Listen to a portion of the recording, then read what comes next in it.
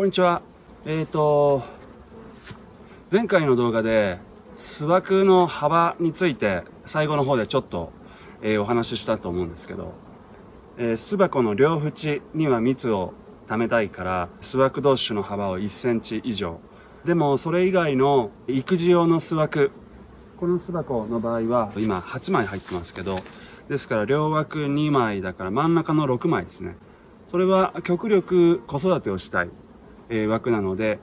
そこになるべく蜜を溜めないように仕向ける。そして両端に蜜を溜めるように仕向けるというやり方を前回の動画で説明したと思うんですけれど、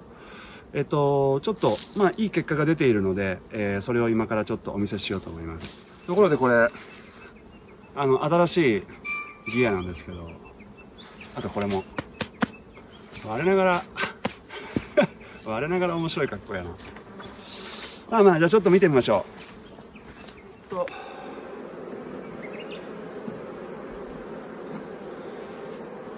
この両端ですね。この両端に蜜を溜めてほしいので、こことここの隙間、これが1センチ以上にしてあります。そうするとどうなるかっていうと、よーく見ていただけると分かると思うんですが、ちょっとどいて。ご覧のように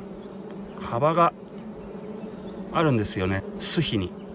その分ミツバチはもともとこの両サイドに蜜を溜める習性があるもんですから、その分この枠にはたっぷり蜜が溜まるわけです。そして一方でこの真ん中の 1,2,3,4,5,6 枚、この6枚にはなるべく子育てをしてほしい、なるべく蜜を溜めずに卵を産んでほしいという理由から、このようにギチッとこの隙間を1センチ以下、8ミリだったかながベストらしいんですけど、1センチ以下にしてやります。なので、ここにはあまり蜜が溜まっていませんし、ここにその分たっぷり蜜を溜めることがあるんですね。ちょっとじゃあ蜜の溜まった枠を上げてみるんでご覧になってみてください。いいよ。いい匂い。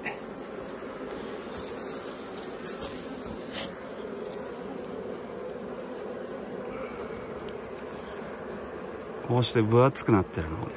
分かりますよね。そしてこの分厚くなるのは上の方だけなんですけれども、十分これでも蜜の量が増えるんですね。よいしょ。ここは真ん中子育てしてますね。これは巣箱の内側です。重たい。ついでにここちょっとポコポコしてるのお分かりになると思うんですけど、このちょっとポコッと出てるさなぎはオスのさなぎです。一方でこの平らになっている部分、これはメスのさなぎ、つまり働き蜂ですね。聞いたことあるかもしれませんけれども、オスバチは交尾以外何もしない生き物で、もうこの話すると切なくなるんでちょっと省略しますけど、このように蜜をたっぷり溜めています。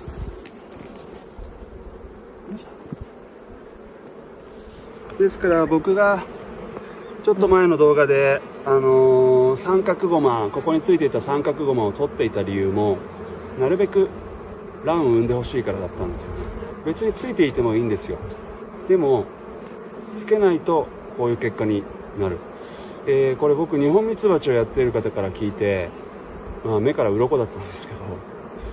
ど、で、今年初めてそのやり方を導入してみて、ここをしっかりキッチキチにして、ここはちょっと隙間を空けるというやり方を今年初めて導入して、今回こういう結果が出たので、その通りだったなと実感しています。それでこの前なんていうんですかね、ここにいつも入れてる保温板を入れなかったせいでこんなに無駄巣を作られてしまいました。これはちょっと蜜が入ってるんで朝ごはんにならないかな。こういう無駄巣って言ったら資材の無駄遣いなんで元気な証拠なんですけど、でもあんまり作らせない方が効率的ですよね。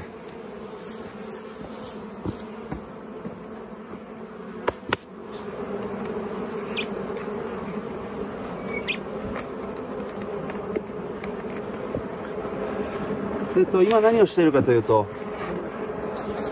今までこれを入れてたんですけど、もう蜂が溢れ返りそうなんで、この空巣ですね、去年蜜を抜いた空巣、こいつをここに入れて、新しく卵を産んでもらうようにします。前回の動画でぐっと我慢ぐっと我慢と言ってましたけど、もう我慢しなくていいです。ここまで来たら我慢しなくていいと思います。案外しなくちゃいけなかったりして、このやり方でやると10枚巣箱に9枚がベストかなと思います。ちょっとこれを分厚く作らせすぎたかもしれないですね。まあいいや。よし、じゃあこの箱は以上です。ここで終わろうかな。ご視聴ありがとうございました。